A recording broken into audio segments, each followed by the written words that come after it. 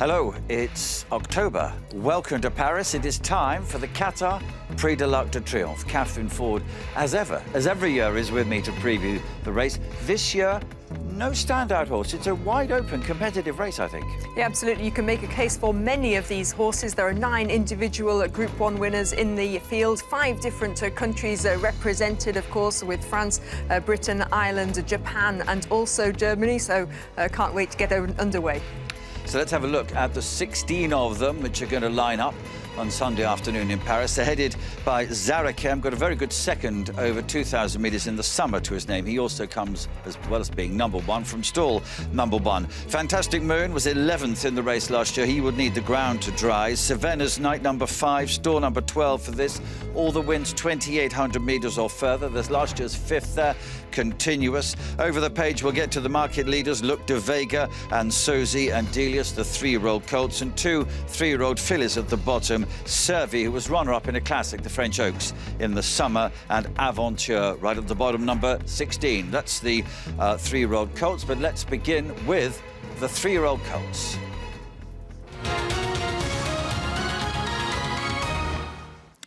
So it does look as if this year's renewal is going to be dominated by 3-year-old colts, and one of them is a horse who was favourite for a long time, spent 2 weeks not as favourite, but is now back as market leader. This is Luc de Vega. He is the winner of the French Derby, the Prix de Jockey Club, which we're going to see now run, Katherine, very testing ground, but over shorter, 2,100 metres. Yeah, 10.5 furlongs for the French Derby, and here is Luc de Vega maintaining his unbeaten record at the time. He's wearing different colours on Sunday than he was there, in the orange colours and the red and the green cap for father and son training combination. Carlos and Jan Lerner under Ronan Thomas. You can see Sozy in there with the Wertheimer colours in third, but he was straight away shot up to favouritism for the Arc after that win. He looked like he was something really, really special, but his run in the Prix Niel did give us a few doubts, but one of our Equidia teams went and met up with the learners and jockey Ronan Thomas at Maison Lafitte earlier this week to talk about the Niel and see how the horse has come out of it. Le cheval a très bien pris sa course. On a vu déjà que physiquement, il était très bien monté sur cette course de rentrée. Le travail de la semaine dernière était vraiment parfait, et le travail de ce matin encore nous donne pleine satisfaction. Donc le cheval arrive pour moi dans des très bonnes conditions pour dimanche.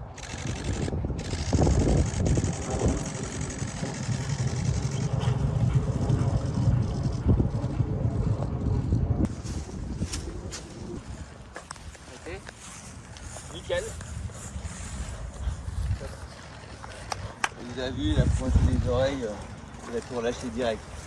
On a fait 1800 mètres avec 2 leaders de qualité. On a été vraiment dans un bon train. J'ai pu le décaler. Il a très bien fondu sur ses leaders. Ouais. T'as bien descendu?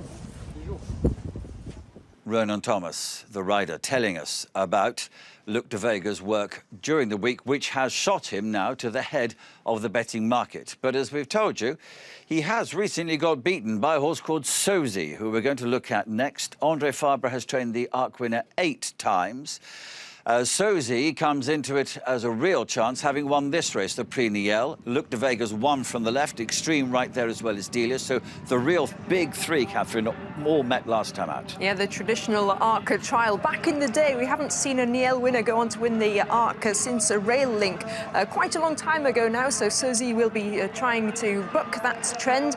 And he absolutely loves the 2,400 metres here at Paris-Longchamp, because he'd also won the Grand Prix de Paris, the Grade 1 on Bastille Day in the summer on this same track for trainer André Fabre, champion trainer André Fabre, and champion jockey Maxime Guyon, who spoke to us earlier in the week also about the horse's character and his aptitudes. What I like is that he always has something in reserve. He will never win by 6 lengths. Whenever I take the lead in a race, he does all I ask, but he has never had to give everything.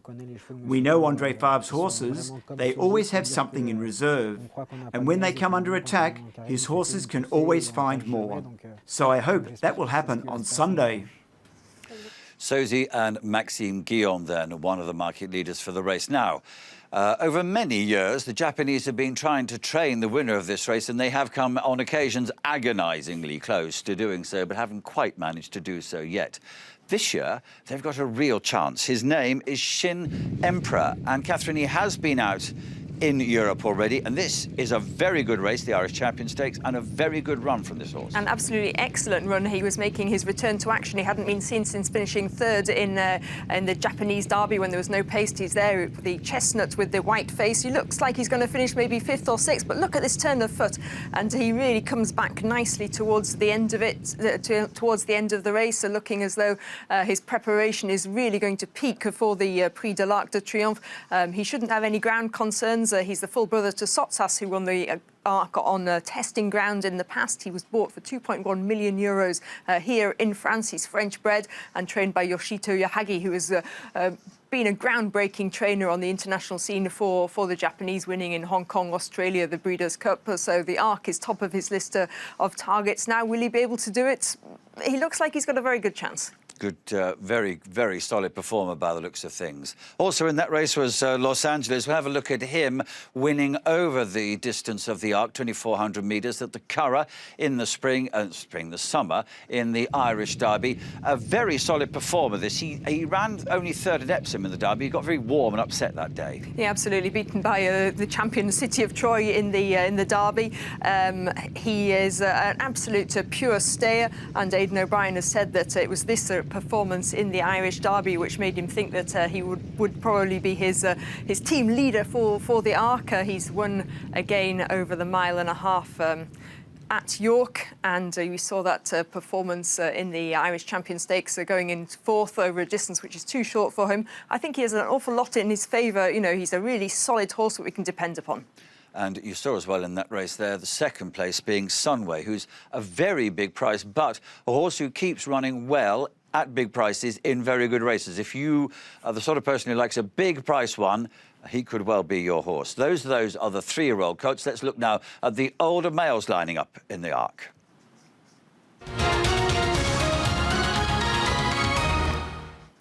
Alrifa is the horse we're going to start with here. Very good second place for him in the Eclipse Stakes over Shorter in the summer. Stepped up to the 2,400 metres last time out, and this, in Germany, was a very easy success. Yeah, this is the Große Preis von Berlin. It is a Group 1, but the competition he beats aren't anywhere near the calibre of the horses he's going to be meeting at Paris-Longchamp on Sunday. But what it did do was prove that the 2,400 metres is absolutely no problem for him. And this race has thrown up Arc winners in the past. This is a race that's been won by Alpinista, Toqueto Tasso, and also Daydream in the past. And this was always the plan. Joseph O'Brien has really set his stall out with Alrifa to aim for the Arc, and you know, he hasn't deviated from his plan. So a horse that I really do like, Yutaka Take, taking the ride to add another international dimension to this candidate, following his purchase in part by Mr. Matsushima, who's a great friend of Yutaka Take. So the Japanese will be celebrating if he were to run well. They're having two goes at the same race. We'll have a look now at a horse, a 5-year-old called Hayazark, in winning action in the Prix Gannet, which is a very big race here in France at the end of April. Shorter trip, 2,100 metres. Quite a few, actually, that we're going to see on Sunday. Zarakem, Fantastic Moon, Alrifa are all in this, behind Hayazark. Yeah, it was quite close at the finish. Alrifa notes he hadn't been on the track for 8 months, so don't take too much of the actual form line of this. But Hayazark, a horse that loves cutting the ground, he's also been laid out for the Arc. He'll be ridden by William Buick for the first time on Sunday. Soumillon was on board last time, but he will be riding continuous for Aidan O'Brien. But a horse that I think, you mentioned Sunway, for people who like a big price. I think that if you like a big price, Hayazark could be a really interesting one. He's available at about 40-50 to 1, and he knows Longchamp, he likes the ground. Could be interesting. OK, that's the older males. That's enough of those. Let's go to the females now and look at the fillies in the lineup.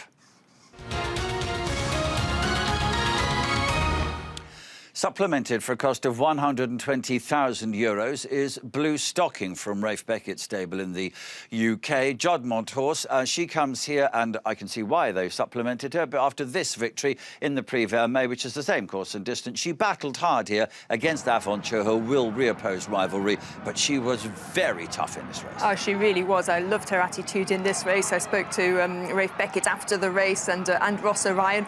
You can see here, Aventure has taken a clear lead, but Blue Stocking, who led from the outset, really stuck her head down and battled. I was worried for the Arc that it might be a bit of a tough race for both of them, but especially for Blue Stocking. But Rafe Beckett afterwards and Ross Orion said she had kept a little bit. She did have a little bit left in reserve, and so they were watching the weather, watching her training after the Vermeil, and a bit of rain has come. The ground will be softish, which she will enjoy, and she's come out of the Vermeil well, so they've stumped up the supplementary fee. And another candidate that we can definitely throw in there, Ian, with a live chance. And we want to throw in as well Marquise de Sévigné, a filly or mare who's won a lot of Group 1 races.